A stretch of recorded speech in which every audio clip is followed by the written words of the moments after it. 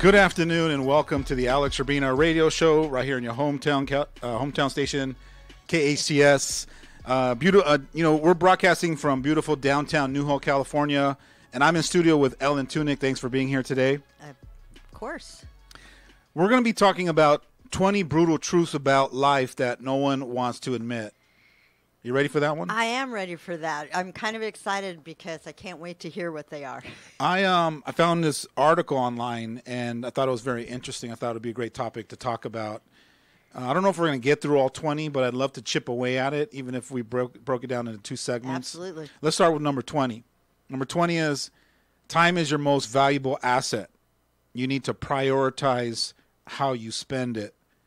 You have the power and responsibility to decide what you do with the time that you have, so choose wisely. When I think of time, I think of all of the distractions that show up in my life that I end up getting excited about and go down that road, and then at a certain point I realize, is this part of my vision? Is this part of what my purpose is? Is this fulfilling? Is the time I'm spending on whatever this new thing is it meaningful? Is it something that I really, at the end of my life, look back and go, man, I'm so glad I put that time and effort into that project? So it's a great question to be in, I think, to really look at where do you spend majority of your time? Is it in the things that are really important to you, things that really matter to you? And then in the end, at the end of your life, look back and go, man, I'm so glad I dedicated that time to that. It's a great question because for me, it's something that I actually want to really challenge myself with, because I have the tendency to think if I'm not busy, I'm not productive. And I need to break that down and really understand being productive can mean, running to the store and running here. It just means not sitting for me, just not sitting on the couch, not being lazy, whatever. But I'm looking at it now at this point in my life and saying, okay, wait, I need to get a little different perspective on exactly what you said. What's amazing is that as human beings, we have decided that production and being productive and producing results is what's important to us, right? Or has been the symbol for success. If I produce a certain amount of results per year, then it equals my success. Right. But what if we really sat down and looked at what does production mean when I am productive? How do you define productive? Is deep, meaningful relationships with the people you love the most, is that productive? Is that yes. Should be. Production? Are those results? Yes. See, you see me questioning? But that's what I'm saying. If you're questioning it, then it means other people are questioning it. You got to ask yourself, are you, at the end of your life, are you going to get to a point where you're like, I'm so glad that I produced all these beautiful results, but yet there could have been some prices I paid along the way. So is life about producing results? Is it about production? Do I have to be productive? And what does being productive look like? Yes. Because you're the meaning maker to Right. your own reality, and you're the meaning maker to the things that make you happy. So when it comes down to spending time on quality things, are you checking in with yourself and deciding whether, the time that you're spending is the things that are purposeful? And so maybe you just get to check in with that and just look and do an evaluation of where are you spending majority of your time. And not being so quick just to do. I'm a doer. Yeah. So number 20, when it says time's your most valuable asset, sometimes, some professionals get clarity about this and they say, my time is valuable, right? And so what they'll say is, it's whether you put a dollar amount on it or you put a certain specific importance to it, you've created your own value for the time that you have on this planet, which for most of us is unknown, right? Correct. I'm going to say for pretty much for all of us, it's unknown how much time you have exactly. Right. But if you look at it as a commodity and it's very special to you. And it does go quickly. Yeah. You're going to put it in specific areas that are meaningful, hopefully. Hopefully. Or not. until you decide and have that awakening that it is important. And some people, it comes through tragedy or through losing or having a loss so big that you go, man, time is really starting to be more precious to me. Yes. Or a near-death experience, and you start to go, wow, you have that awakening. And some of us, we haven't had those awakenings yet. Some of us are not that conscious yet where we just realize that time is important. And what we do with it. And living in the moment. Now, last Friday, we did a very advanced coaching session, right? Yes. It was probably pretty deep for most people. It was for me. And so I'm going to toss in the possibility that this is another advanced level of coaching. And we're not going to go there. I'm just going to touch on it because of this topic. There really is no such thing as time anyways.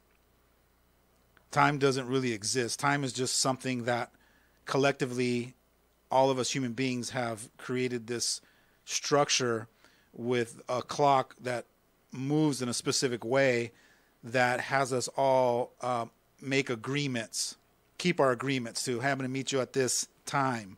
Right. I'll be over there at this time. It's a way to measure agreements that we've made towards each other or with each other. But really, in a spiritual sense, there's no such thing as time. The only time that exists is now. In the moment. The current moment. The problem is that the current moment keeps showing up as the current moment. So now is the only thing that keeps showing up. So roll with me on this one. Okay. What time is it? Now. All right, hold on. Wait for it. Now what time is it? Now. Exactly. So now just keeps showing up in every new moment. It just keeps showing up now. But as human beings, we look and go, no, it's 12:09 or it's 12:12. But it is so untangible. That's right. So if you start learning how to train yourself to live in the present moment, which is being the now, being this moment here, and every single moment that keeps showing up for you, if you're in those moments, you will start to realize that time really doesn't exist. There's no such thing as time, but you have to have it more as an experience rather than a concept. And again, that's an advanced version. Ooh. But right now, let's just start with realizing or deciding that time is your most valuable asset. And where do I want to spend majority of my time? Is it quality or quantity? Number 19, your ambition means nothing without execution. So it's time to put in the work. If you want to change the world, then go out there and do it. So when we talk about ambition, like I have a bunch of ambition, I have this person has a lot of potential. Well, everyone has potential, and everyone has some ambition to go do things. But both ambition and potential is nothing if you don't actually execute it, if you don't actually put it into play, if you're not actually doing something about it, if you're not actually,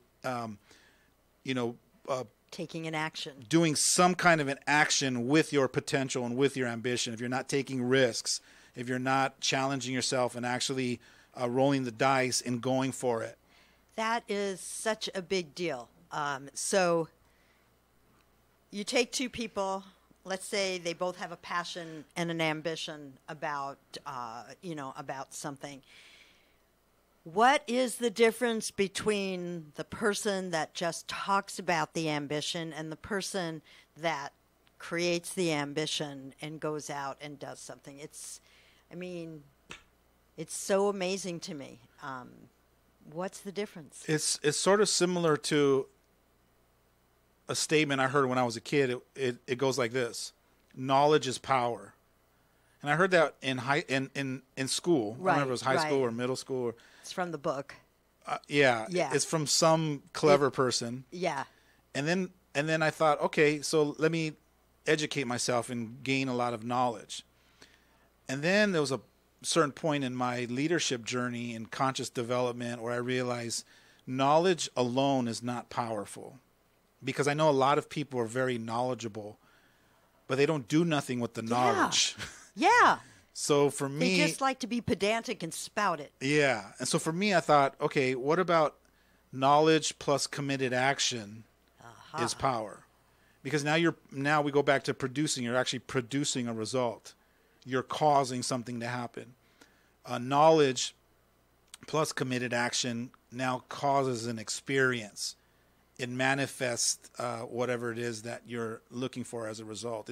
Is putting things into motion. But knowledge just by itself is not power, No. and neither is ambition by itself No. is not power, and potential by itself is not powerful. You have to take those things and actually give it some energy and put it into a choice, into an action, thus manifesting into some kind of a result. Yes. Take a deep breath. Number 18. Pleasure is temporary and fleeting, so stop chasing fireworks and start building a constellation. Don't settle for an ego boost right now when you can delay gratification and experience deeper fulfillment. So pleasure is temporary and fleeting. What does that mean? Well, it's something that you shared with me a couple of weeks ago on the show that just resonates with me every single day. I'm afraid sometimes I will act with someone because I'm afraid of losing their love. And you've said love is an experience. You can't lose something that you don't own. Right. And it's not something that you try to get. Right. Because the minute you get it, it's already fleeting. So this has some similar aspects to it for me. It's an experience. It's not a tangible thing. So this also goes back to the be, do, have principle, right? Yes. Which most of us are not operating from be, do, have. We're operating from do, have, be. So we're doing something specific, and then we have a specific result, and then we get to be fulfilled. We get to be happy. We get to be powerful. So the feeling that we're chasing we're doing something specific to achieve a certain result to get the feeling at the end. The problem is that model, once we get the hold of that feeling, it starts to fade. Dissipates. And then we have to go back to doing more, better, different, having different results, getting the feeling again, and then it fades. So in this one is talking about pleasure as a temporary feeling. So we could possibly be chasing certain results to get that feeling, and then just to realize, man, that feeling now has gone. So here would be an example. Have you ever bought a brand new car? And when you got in that car and the smell of that new leather and the feel of driving that one car around, it produces a certain feeling. Yes. Okay, what's the feeling normally? Oh gosh, Proud, excited, happy, yeah, confident, powerful, yeah, relevant, yeah. And then so now super stoked. So that feeling starts to fade along with the new smell of the new car. As soon as that leather starts to fade out, right? When you get to the first ding. Yeah, exactly. And now that feeling starts to fade. Now what do I need next to keep that feeling going? You need another new car. I need another new car. So I got to work harder. I got to do more to better, different, get a better car, a newer car, now to get that feeling again for it to start to fade out. So it's like getting a fix. It is a fix. Yeah, it's a fix. And we're all junkies. Yeah. Until you wake up and realize, how do I stop chasing the fix and stop chasing that fleeting feeling that's temporary, and learn how to access different ways of being that I already have within me and practice being those. And if I practice being enough, if I start practice being worthy, start to practice being loving yourself, loving and fulfilling and accepting, then I don't need to do anything specific. It's the external versus the internal. Yeah, or have anything specific to give me that temporary feeling, because I can just be that. I can just be it. I can be it when I get it. When I learn and practice how, right? Number 17, you need to improve your relationships to have lasting happiness.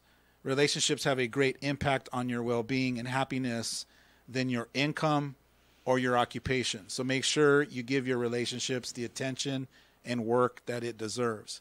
How important are relationships when it comes to joy and happiness? Well, they're everything. They're everything. And let me paint a picture for you and me and everyone else listening. I've been told that relationships are an opportunity for us to know ourselves.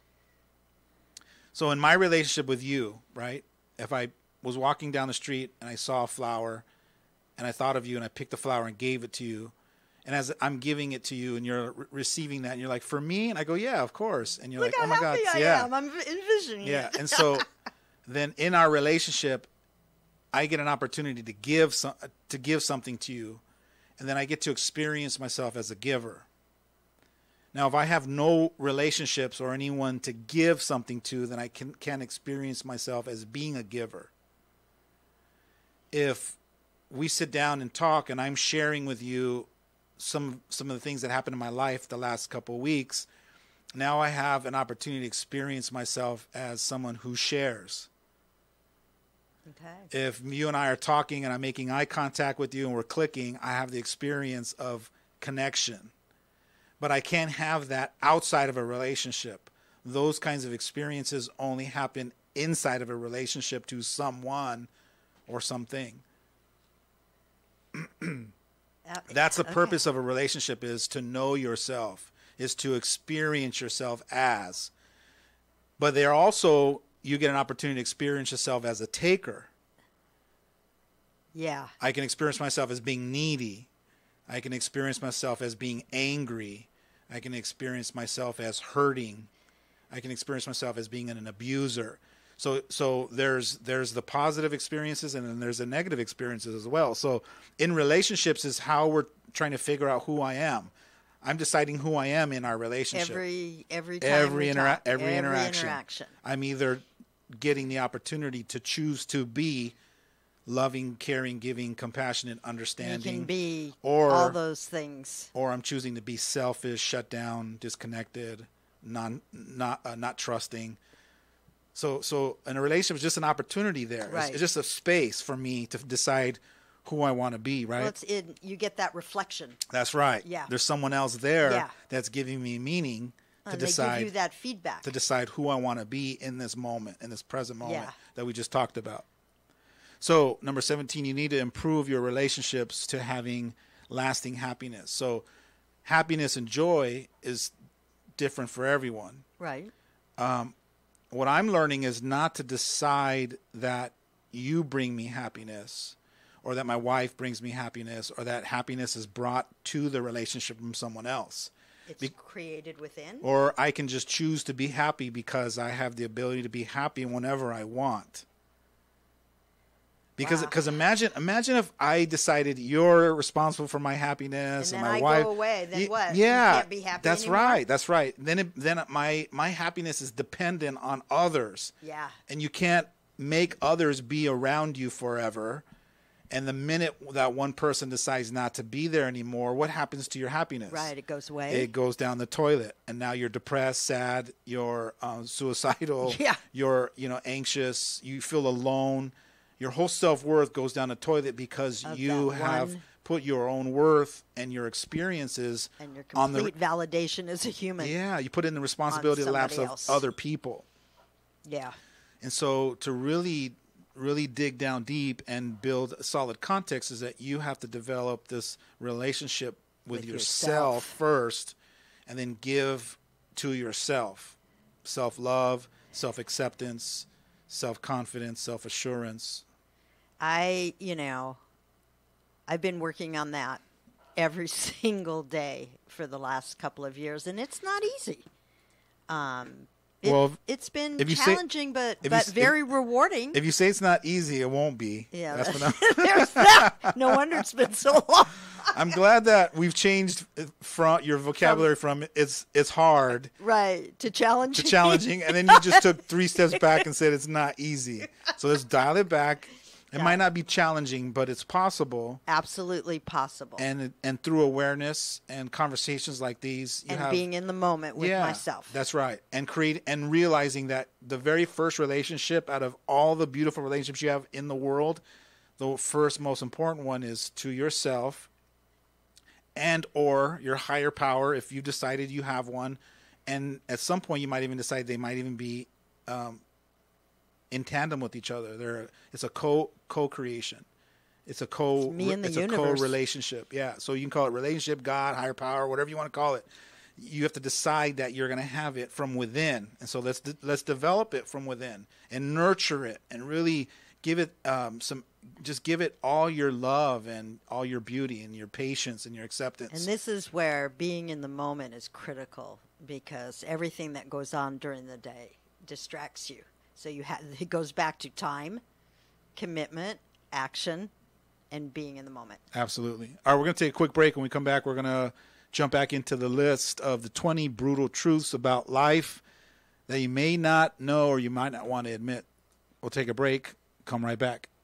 What if you could wake up without the burden of owing over $10,000 in taxes to the IRS or state? Call the trusted name in tax resolution, Anthem Tax Services, 866-630-2694. With over 30 years of experience in tax preparation and tax law, we are ready to negotiate your tax debt and reach a settlement that makes sense for you. Anthem saved me nearly $17,000 and settled my debt with the IRS for just $100. Call 866-630-2694. We are the only company that is confident enough in our services to offer a 100% money-back guarantee if we can't put you in a better position than where you started. All you need to do is call for a free consultation.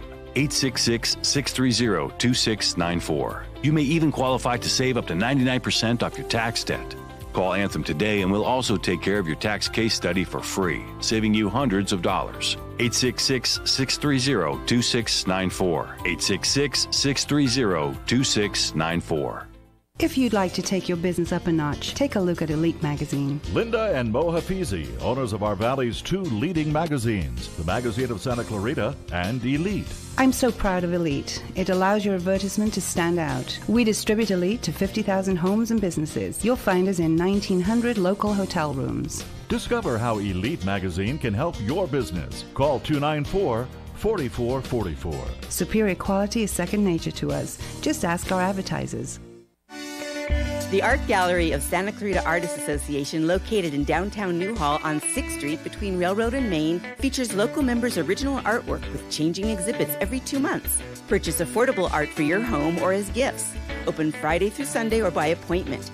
Artists wishing to join the SCAA can visit santaclaritaartist.org, come to our free monthly meetings at Barnes & Noble, or stop by the gallery. For upcoming shows, check us out at santaclaritaartist.org. We make visual art visible. This holiday music is brought to you by Providence Holy Cross Medical Center, your community health partner. To learn more about their award-winning care, call 1-888-HEALING or visit online at providence.org/holycross. This is Bradley Gross from Santa Clarita Grocery. Santa Clarita Grocery serves fresh groceries to families, individuals, and those experiencing homelessness. In this year-end season of giving, are you looking for a charity to do the most good for our community?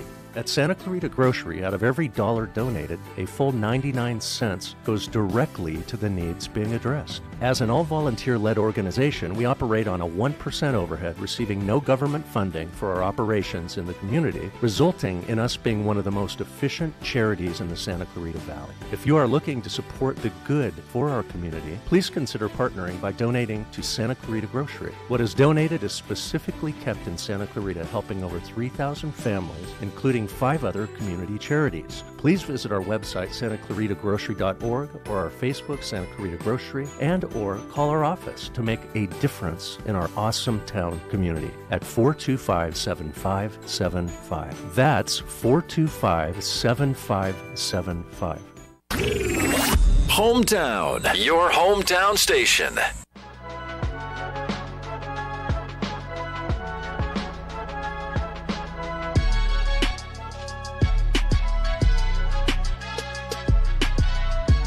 And welcome back to the Alex Urbina radio show. Today we're talking about 20 brutal truths about life that no one wants to admit. And we're on number 16. If you've missed the first segment, we've gone from 20 back down to 16. Number 16 is, it's not what happens, it's how you react that matters. Train yourself to respond in a way that leads to better outcomes. So I know. So there's something that happens in your life, and you witness it.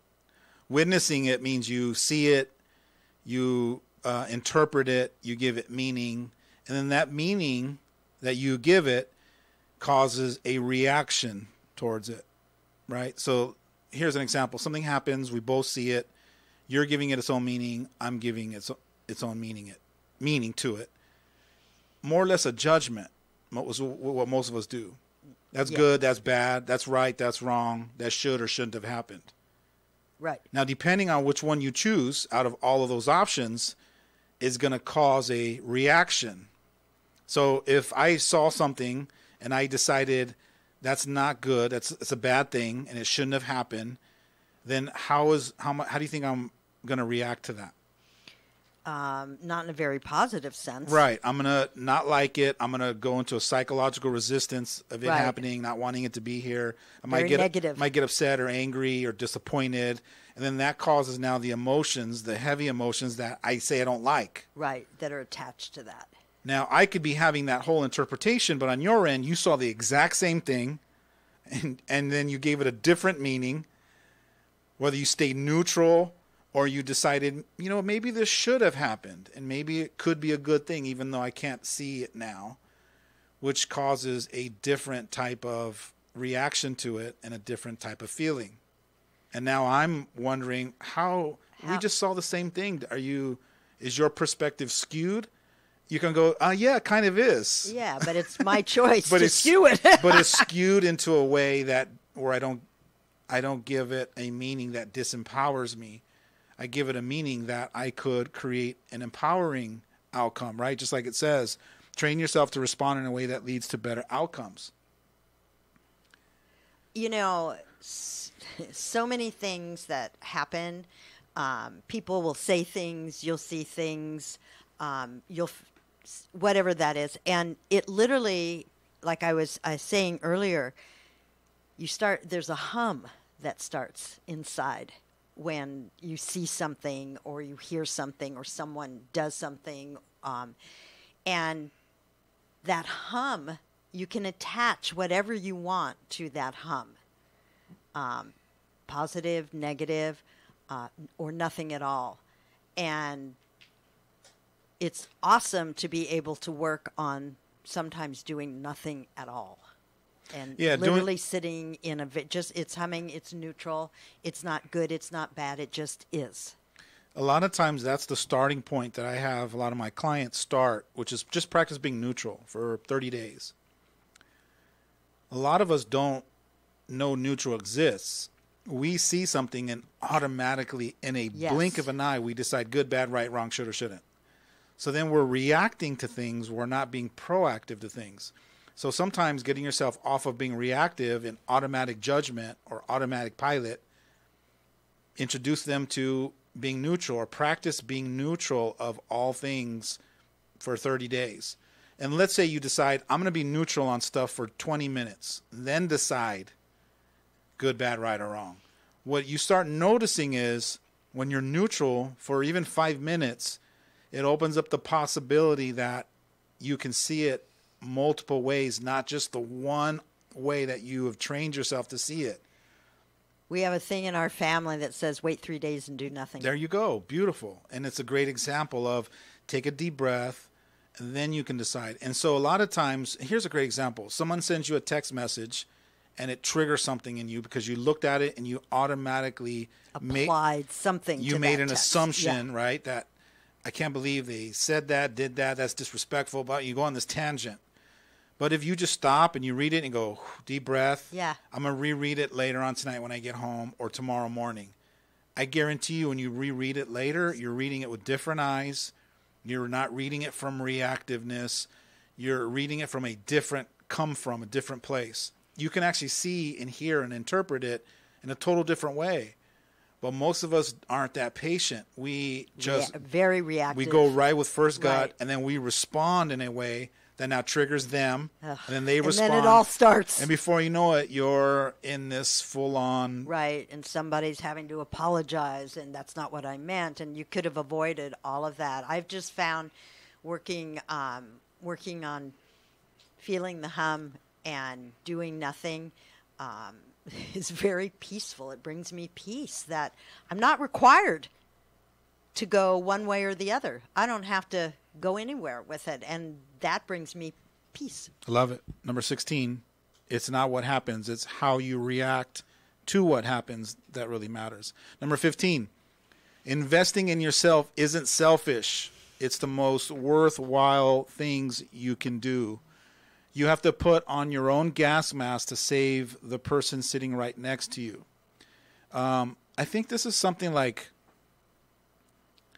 when you go on an airplane and the stewardess or steward does the gas mask comes down, or the air, not the gas mask, it would be the air. Yeah, please no. It would be the oxygen mask comes down, and they tell you put it on yourself first before you give it to your kid.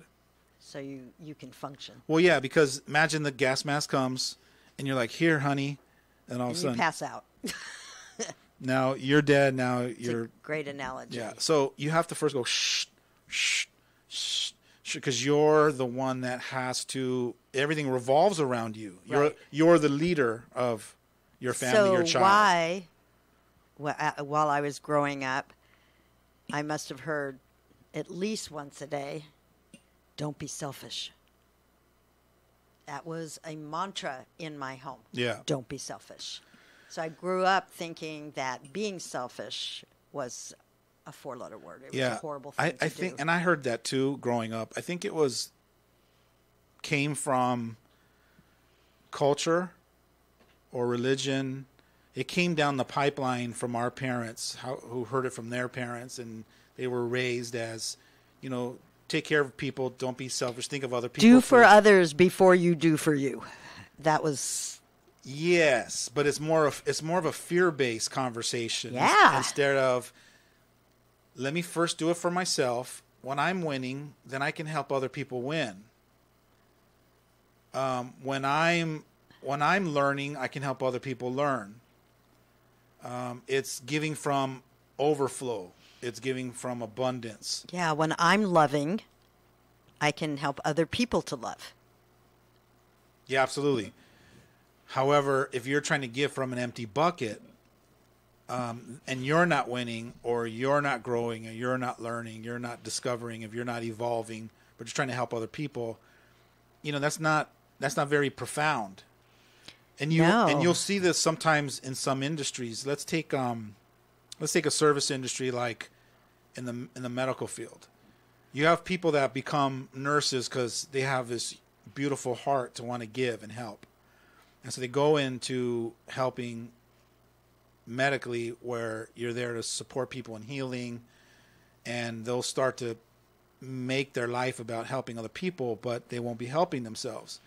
So you got to be willing to invest in your own growth, your own development, your own healing. You got to be willing to first see yourself as worthy enough to be taken care of, nurtured, healed, so that it opens up the door for you to support other people. That's a real revamping of an old belief system. For a lot of people, including myself, it's a matter of chipping away at. I deserve it. I get to have it. And how about just it's okay? Right. including spending money on yourself. Some of us are challenged with these beliefs that, like, I can't spend any money on myself. Yeah, I don't have that problem. Fortunately. But it also depends on what area. You might, or someone else might, or whoever's listening might not have a problem with spending money on themselves when it comes to pampering or buying things. But when you say, hey, how would you like to take this educational class or this class? And it's like, I don't have the money for it. So you could, it depends on what area. Is it to pamper you? Is it to have you escape? Is it to go and have fun? Or can you also put some money aside because you deserve to be educated? Yes. And you get to evolve, and you get to learn how to value. Keep learning and growing. Where's the value? And that's very valuable to me. Absolutely. And everyone gets to decide if it's valuable for them or not. Number 14, your words are more important than your thoughts. So start inspiring people. Words have the power to oppress, hurt, and shame, but they also have the power to liberate and inspire. Start using them more wisely. Big one. Yeah. Big one. Yeah. I think people don't understand the responsibility of words. So we use them very haphazardly. Yeah, we just throw them out there and don't realize that. And then go, oh, sorry, I didn't mean that. Well, guess what? It's already out there. How many times has someone said something to you and you're a little taken back and they go, oh, sorry, didn't really mean that. Well, it's already in my head. I already heard it. You also have to be open to the possibility that words that you use are also taken out of context too. Because I've been, through the years, have been accused of saying certain things that I didn't say. Really? Yeah, absolutely. I mean... Yeah, how many times have I said, I didn't say that. That's what I'm trying to tell you. So when you're dealing with other people's interpretations, it's like, no, you told me that I was not good enough. And I said, no. What I said was yeah. And then all of a sudden they go, oh. So you also got to remember that words are important, and that's why I take and have been really good at learning distinctions and what words mean to the masses. So that I'm very careful with what I say, because I'm trying to limit the percentage of somebody misinterpreting, feeling like they were being put down, targeted, that I was saying something intentionally to hurt them. So if you notice the words, when I talk, I really put a lot of emphasis on how I say something. I put a lot of emphasis on teeing something up so that you are prepared to hear what I'm going to say. Yeah, well, your mind goes to a different place when you tee it up. Yeah, because I'm very sensitive to other people hearing me in a way that I don't want to hurt their feelings. Right. However, there's sometimes you just can't slice and dice it. You got to say it in a way that it is. And I'll let them know, hey, I might say something that might sting. But when you hear it from me, just know I'm on your team to have you win. I'm not saying it to criticize you or judge you. And I got to say, 9 times out of 10, it works. Yeah. You've done that with me, and it's like, I'm good. You're like, bring it on. I'm good, bring it on. Because I knew you weren't doing anything to hurt me. You're doing everything to help. Right. Now, 9 times out of 10, there's always the 10th person that even though you say that, or even though they're still going to hear it as something that was offensive or hurtful, and then I still get to, out of being responsible for the words I use and being responsible for how you interpreted me, I still get to come back and go, hey, I'm so sorry. That's not not my intention at all. But which is exactly what you said when we started. When you said, what do you mean it wasn't your intention? That's what you said. So you got to be really careful, because sometimes what people are saying is not what you're hearing. Yeah. Well, and also the other thing that I'm teaching myself is take your time in choosing your words. You don't, you can literally say, hold on, I want to make sure that the words I use are the words that I really want to mean and relay to you. You don't have to just talk. Here's a great example. I have a client of mine. He's a good friend of mine now, but he would tell me, Alex, I'd always have this pet peeve every time you would ask me in a session, what did you hear me say? And he would say to me, it was almost like you were saying, when you said that to me, it was almost like I heard you say that I was stupid. This is a great example. And I'm like, wow. But did the word stupid come out of my mouth? And he goes, no. Where did that come from then? Yeah, exactly. Up here in the head. So on his end, if you're hearing, what'd you hear me say? He's making up a story. If you're asking me that, it's like you're implying I'm stupid, like I can't hear, like I don't understand what you're saying to me. So it's amazing how somebody makes up what they hear might not necessarily be what the actual person's saying. Wow. And it happens all the time. I'll have people that will take stuff out of context that I say, or even written. Like I've been, and they'll just pick. Oh, like I've been accused of being sexist. I mean, you name it. Because of something that I wrote or something that I said, because people hear what they want to hear. They arrange it in their heads. Yeah, because they don't realize they have a certain belief system and a paradigm that when they're listening, their filters in their ear is listening through their own. And that way it validates paradigm. What they already believe. Of course it does. Of course it does. So you got to be careful, because when you're hearing people, you're making up your own reality based on your own interpretations, your own limiting beliefs, your own fears, your own insecurities. So you're hearing what you want to hear. You're not necessarily hearing what the person's saying. And this happens a lot in relationships. Like when I coach relationships, I'll have the wife and the husband, and it's like, okay, what happened? And he or she will say, this is what I said. And then I'll say, what did you hear? And they'll go, I heard that he was putting me down, or she was saying I'm not good enough. And I'm like, okay, honey, or, sir, that's not what they were saying. That what he or she was saying was blah, blah, blah, blah, blah. And the person will go, yeah, that's what I was saying to you. And then now you got to look at, well, how did you interpret what you thought you heard? And this is a whole show. It's a whole other show we go down, and we won't have the time for it. Number 13, nobody cares how difficult your life is. And you're the author of your own life story. Stop looking for people to give you sympathy and start creating a life story you want to read.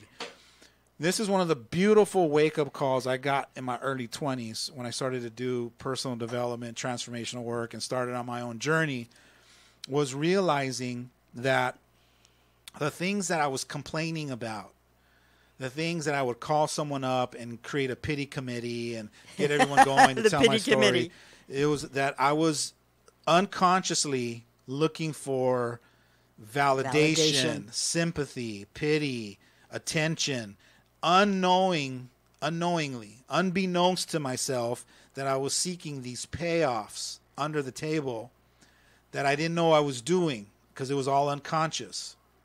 The minute someone pointed it out to me, one of my mentors, one of my coaches pointed it out to me, and I really saw it, I was like, oh my God, that's disgusting.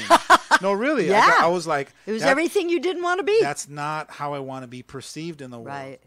So then I had to really now mindfully look at every time I complain, every time I, am telling the story, or can you believe this? Oh my God! But every time I gossip, there has to be that sharing of that to receive your payoff. What's the payoff you're getting?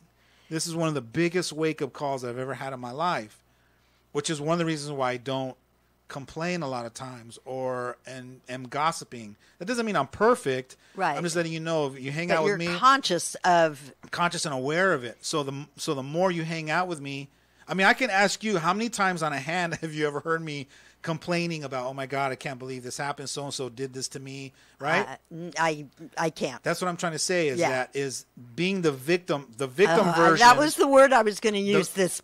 People that play the victim. There's the victim version of every story, and then there's the responsible version. So if I operate from the responsible version of every story, then I can't blame nobody. That was one of the best things in one of your trainings, was understanding the difference between the responsible party and the victim. Yeah, so there's different versions that you're sharing. Which version and that's how when I meet someone for the very first time and we're talking, I can understand where their context is, because they're either sharing the victim version or the responsible version. And the difference sounds like, I'm not going to lend so-and-so money next time. I can't believe he did that to me, blah, blah, blah, blah, yeah, right? To me. Rather than, wow, I just learned something very important. Like, I trusted my friend, and hey, shame on me for doing that. Right. Lesson learned. You're going to have to own that, not doing that again. That's the responsible version, right? So you're either blaming or you're taking responsibility taking responsibility. So, number 13 is no one cares how difficult your life is, and you're the author of your own life story. So if you're the author, let's get in there and let's go clean up your dictionary, so that when you clean up your dictionary, you're able to author your life in a powerful way. And isn't that awesome that you get to write it?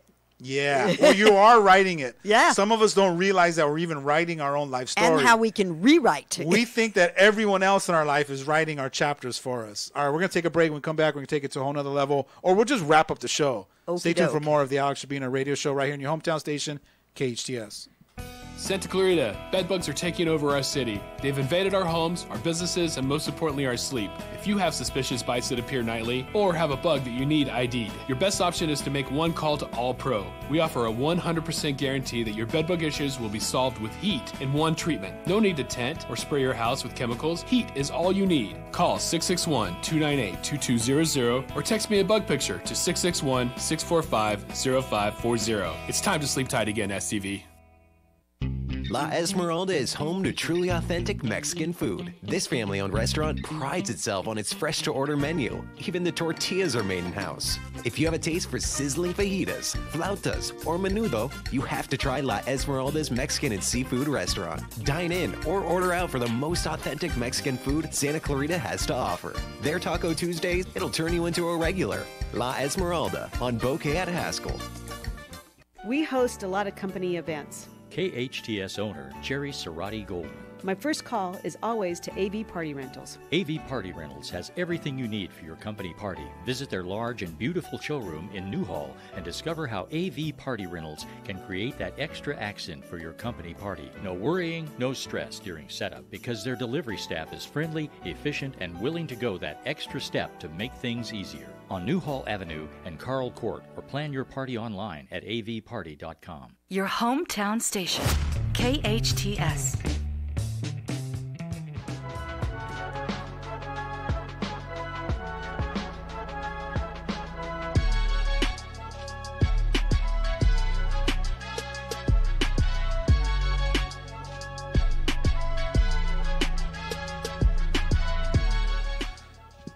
And welcome back to the Alex Urbina radio show right here in your hometown station, KHTS.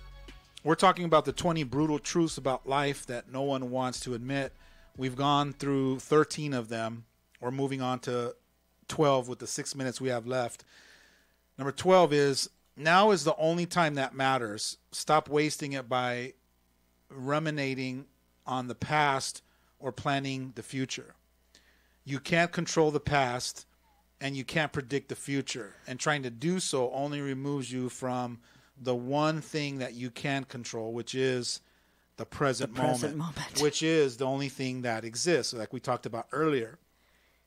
And so if you're constantly living in the past or trying to be in the future, you're not able to be in the present moment. You're not living your life at all. And so what I'm realizing through my own conscious journey is there's only 3 places I can be: past, present, or future.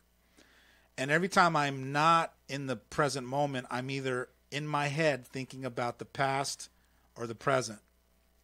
So what I have to practice mindfully to do is to engage and bring myself into the present moment. So like right now, this present moment has me with you having a discussion and a dialogue.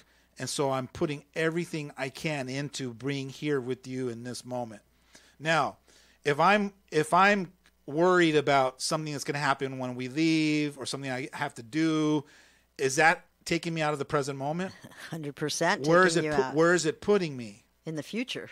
It's putting me in my head, in the thinking about predicting the future, making up a story. Yeah, of what could happen, what might happen, what I'm worried about happening, and by doing that, it robs you from being in the present moment, connecting with people. Yes. And this is what's important as a parent.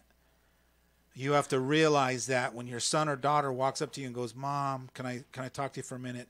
You have to learn how to you got to shut the monkey mind off, and you have to learn how to go into your heart and just be in this present moment with her, because she wants and needs to connect with you.